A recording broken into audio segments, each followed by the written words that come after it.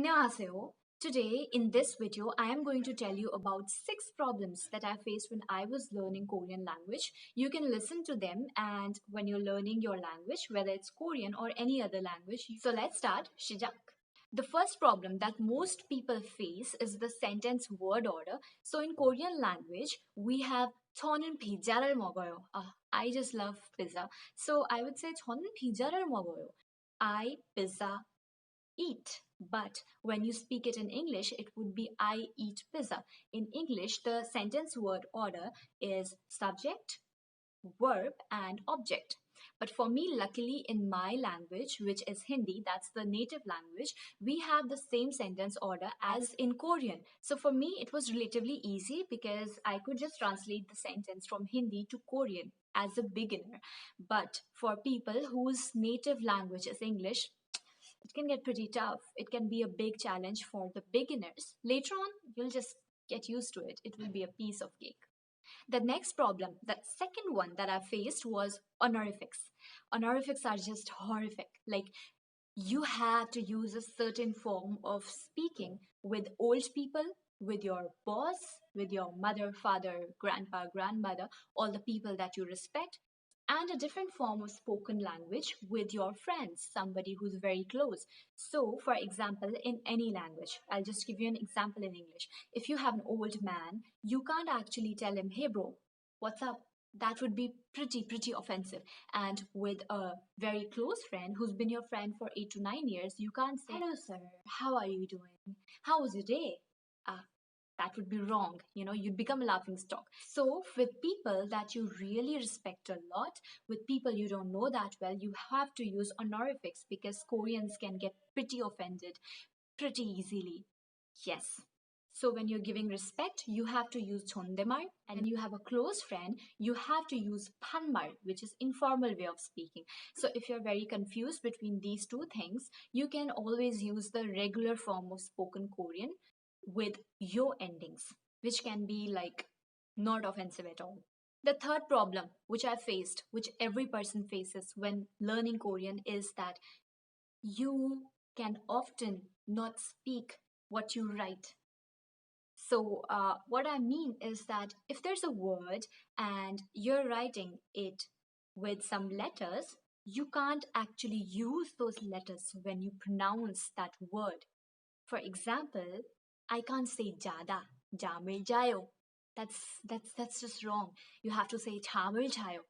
So in chamil chayo, there is no ch, but you're still using ch when you're pronouncing it. So you can know that no matter how much you read, you have to listen repeatedly to Korean native speakers.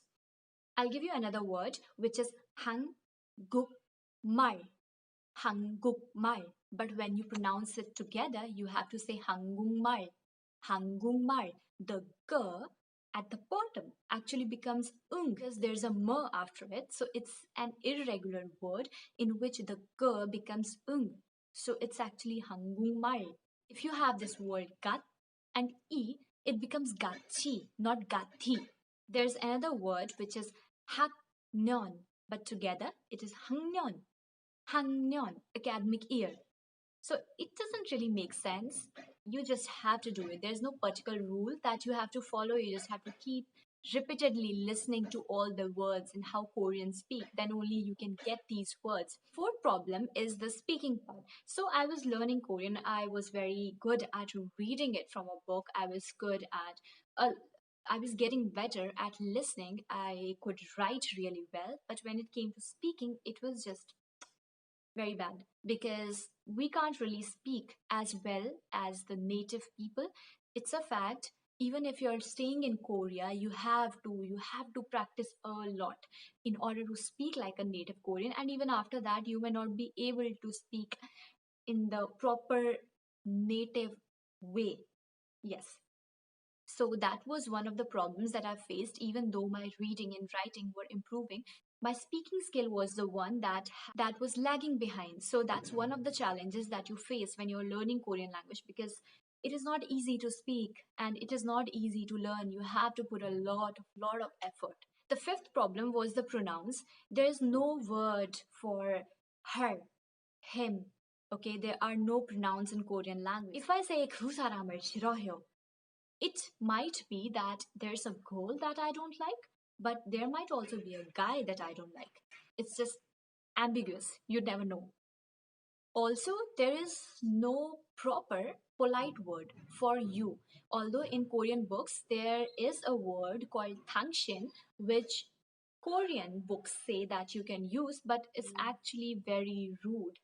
It can be very impolite, so better not to use that. And even no. No is something that you use with very close friends. Non 먹었어? That you can only use with friends. Don't use it with people you respect, or even particularly with any person that you're not very close with, because it can come out as very rude. So instead of saying you can use the designation of the person. For example, if it's a teacher, you can use 선생님. You can use the name, and after the name, you have to use she, like 민수씨, 민수씨, 밥을 먹을래요? Or 언니, or 오빠. Just use these designations instead of using no or 당신. That's just rude. 은경, 은지, 은전, 은후, 현진, 현주, 현정, 현경.